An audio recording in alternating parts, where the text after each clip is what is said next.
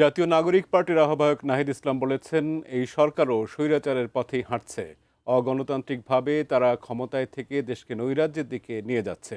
এর আগে হবিগঞ্জে যাওয়ার পথে বেশ কয়েকবার পুলিশের বাধার মুখে বাহুবলে মহাসড়কে অবস্থান নেন এনসিপি নেতারা।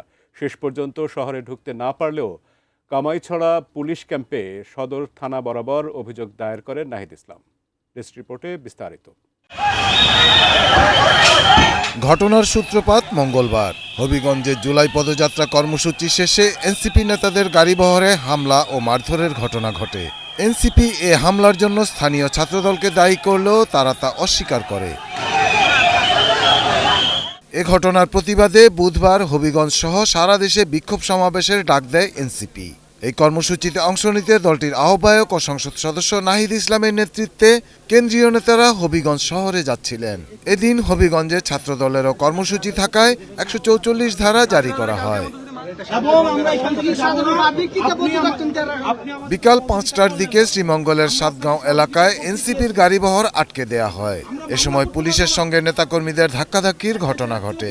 বসুন্ধরা টিস্যু অশুদ্ধতার বিরুদ্ধে এক বিন্দুও ছাড় নয়। পুলিশের ব্যারিকেড ভেঙে শ্রীমঙ্গল থেকে হবিগঞ্জে ঢোকার পর বাহুবল উপজেলার কামাইছড়া এলাকায় পৌঁছাতেই আবার বাধার মুখে পড়েন তারা। পাশাপাশি বালুর ট্রাক্টর দিয়ে পথরোধ করা হয়। এ সময় বৃষ্টির মধ্যেই নাহিদ ইসলামের নেতৃত্বে মহাসড়কে বসে পড়েন নেতাকর্মীরা। শেষ পর্যন্ত হবিগঞ্জ শহরে ঢুকতে না পারলেও আগের দিন এনসিপির নেতাকর্মীদের উপর হামলার ঘটনায় কামাইছড়া পুলিশ ক্যাম্পের সদর থানা বরাবর ১১ জনের বিরুদ্ধে অভিযোগ দায়ের করা হয়। মামলা হলে বা পরবর্তী আইনানুগ যে বিষয়টা থাকে সেটা হবে থানায়।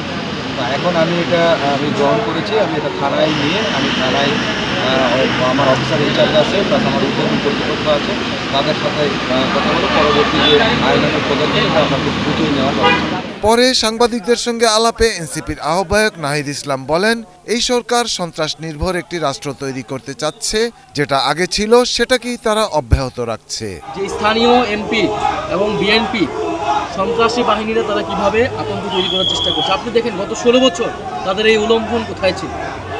যখন বালুর ট্রাক দিয়ে বেগম খালেদা জিয়ার বাসা ভবন আটকে রাখা হয়েছিল, আজকে তারা সেই ট্রাক বসিয়েছে। Shahidul Rana, desk report, ATN news.